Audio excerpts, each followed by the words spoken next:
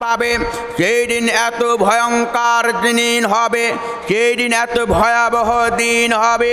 সেই দিন মানুষ ইয়া নাফসি করবে। সূর্য মাথার উপর 1 মাইল বরাবর চলে আসবে, পায়ের তলে তামা থাকবে, তামা আপনার চেপে যাবে, তামা টকবক করে ফুটন্ত অবস্থায় থাকবে।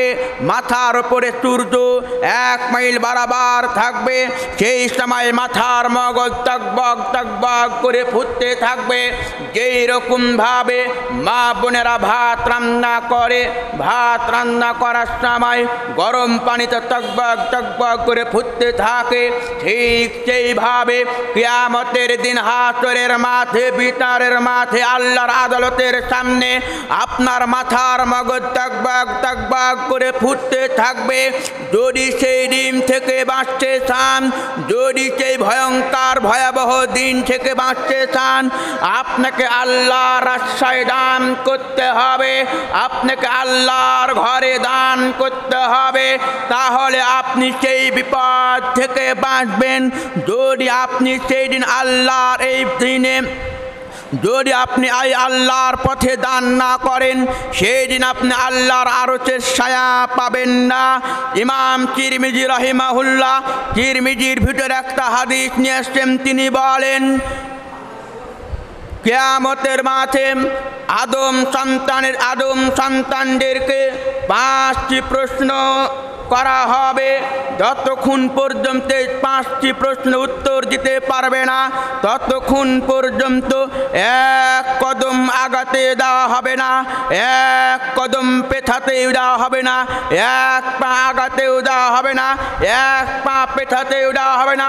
ওই অবস্থায় আপনাকে থাকতে হবে যতক্ষণ পর্যন্ত আপনি 5টি প্রশ্নের জবাব দিতে না পারবেন।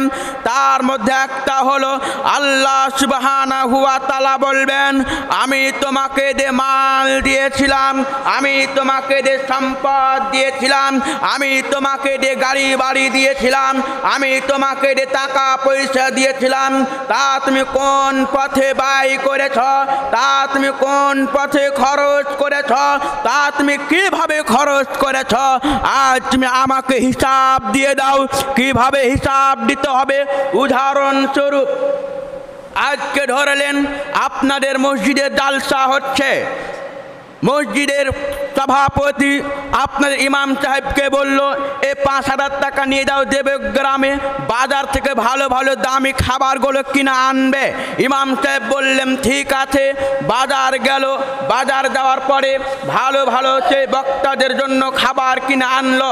আনার পরে সন্ধ্যার বেলায় সেই সভাপতিকে দিয়ে দিল। সভাপতিকে দিয়ে দেওয়ার পরে সভাপতি বলছে, আমি যে আপনাকে যে 5,000 টাকা দিয়েছিলাম, তা আপনি কিভাবে খরচ করেছেন, কিভাবে আপনি মাল কিনেছেন, কিভাবে ব্যয় করেছেন, এর হিসাব আমাকে দাও, এর হিসাব আমাকে দাও। তখন তাকে হিসাব বুঝিয়ে দিতে হবে, কারণ এটা ইমাম সাহেবের টাকা নয়, এটা সভাপতির টাকা নয়, এটা হলো মসজিদের টাকা। তাই ইমাম সাহেবকে বুঝিয়ে দিতে হবে, হিসাব দিতে হবে। ঠিক সেই রকম আল্লাহ আপনাকে যে সম্পদ দিয়েছে, আল্লাহ আপনাকে যে মাল দিয়েছে, আল্লাহ আপনাকে যে টাকা পয়সা গাড়ি বাড়ি বালাখানা দিয়েছে, এই সমস্ত জিনিস পৃথিবীতে কিভাবে খরচ করেছেন, কিভাবে ব্যয় করেছেন, কোন পথে ব্যয় করেছেন, কোন পথে খরচ করেছেন, কোন রাস্তায় খরচ করেছেন, আল্লাহকে হিসাব দিতে হবে। যদি হিসাব দিতে না পারেন, 1 কদম আগাতে দেওয়া হবে না, 1 কদম পেছাতেও দেওয়া হবে না। এর নাম হলো কিয়ামত। আপনাকে ওই অবস্থায় থাকতে হবে। আয়েশা রাদিয়াল্লাহু তাআলা আনহা বলেন, রাসূল সাল্লাল্লাহু আলাইহি ওয়াসাল্লামকে জিজ্ঞেস করা হলো, হে আল্লাহর নবী, কিয়ামতের মাঠে হাসরের ময়দানে নারী পুরুষ উলঙ্গ অবস্থায় থাকবে, না থাকবে তাদের পরনের কাপড়, না থাকবে তাদের জুতা, না থাকবে তাদের ওড়না, না থাকবে তাদের পরনের কাপড়, কিছুই কিছুই থাকবে না, উলঙ্গ অবস্থায় থাকবে। আল্লাহর নবী ওই অবস্থায় যদি থাকে তাহলে কি একের ওপরের লজ্জাস্থান ইজ্জতের দিকে তাকাবে না? তারা কি একের ওপরে দেখাদেখি করবে না? আল্লাহর নবী বলছেন, আয়েশা তুমি শুনে রাখো, সেই দিন এত ভয়ঙ্কর দিন, সেই দিন এত ভয়াবহ দিন, সেই দিন মানুষ ভয় ভীতি সন্তুষ্ট হয়ে যাবে। সেই দিন মানুষ ভয়ে কারোর দিকে তাকাবে না, নিজেকে নিজে নিয়ে ব্যস্ত থাকবে। সেই দিনকে বলা হয় কিয়ামত। শুনুন গ্রামবাসী, আপনাকে বলি, হাসরের মাঠ কাকে বলে, কিয়ামত কাকে বলে? সেই দিন বাঁচার কোনো পথ থাকবে না। বাঁচার একটি পথ রয়েছে, একটি রাস্তা রয়েছে।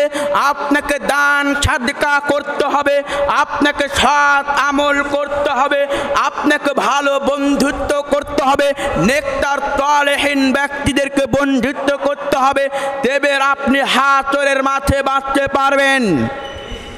কিয়ামতের মাঠে বিচারের দিন, তখন আপনাকে একটা নেকির জন্য একটা নেকি কমে গেছে, সেই জন্য আপনাকে জাহান্নামে যেতে হবে।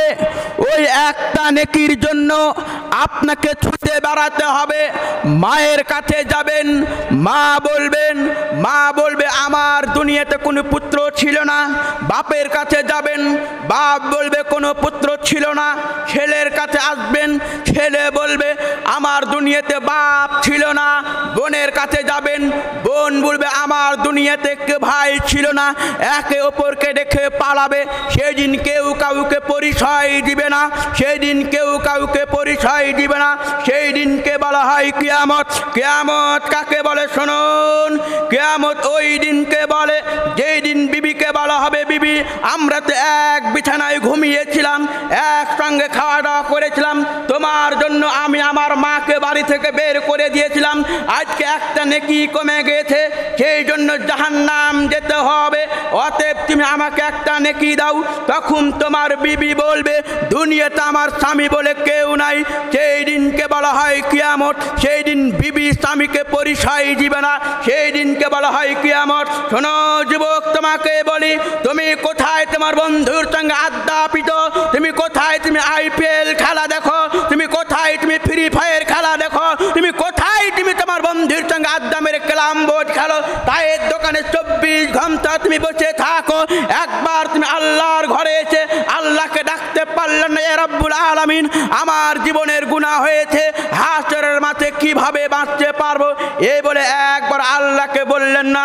আপনি আপনার বন্ধুর সঙ্গে সারাদিন 24 ঘন্টা ইয়ার কি ফাজলামো করে, আপনি মদ পান করে, গাঁজা পান করে, আপনি চায়ের দোকানে বসে আড্ডা মেরে, বই সিনেমা সিরিয়াল টিভি দেখে, আপনি IPL খেলা দেখে আপনি আপনার জীবনে নষ্টকে শেষ করলেন।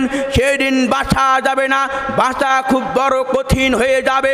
সেই দিন বাঁচতে হলে আপনাকে দান সাদকা করতে হবে, আপনাকে নেক সালেহ আমল করতে হবে, তাহলে হাসরের মাঠে বাঁচতে পারবেন। এটাকে বলা হয় কিয়ামত। তাহলে মরণের পর যে 3টি ভয়াবহ শান বলেছিলাম, তার মধ্যে একটা হলো কবর। নাম্বার 2 নাম্বার বলেছি আপনার কিয়ামত, হাসরের মাঠ, পরকাল। নাম্বার 3 জাহান্নাম। জাহান্নাম কত কঠিন ও জটিল জায়গা, জাহান্নাম কত ভয়ঙ্কর জায়গা, জাহান্নাম অনেক অনেক কঠিন জায়গা, জাহান্নাম অনেক কঠিন জায়গা। কবর যত কঠিন তার থেকে লক্ষ গুণ কোটি কোটি হাসরের মাঠ কঠিন। হাসরের মাঠ যতই কঠিন তার থেকে লক্ষ লক্ষ লক্ষ গুণ কোটি জাহান্নাম কঠিন, জাহান্নাম কঠিন। জাহান্নামে বাঁচা যাবে না। আল্লাহর নবী বলছেন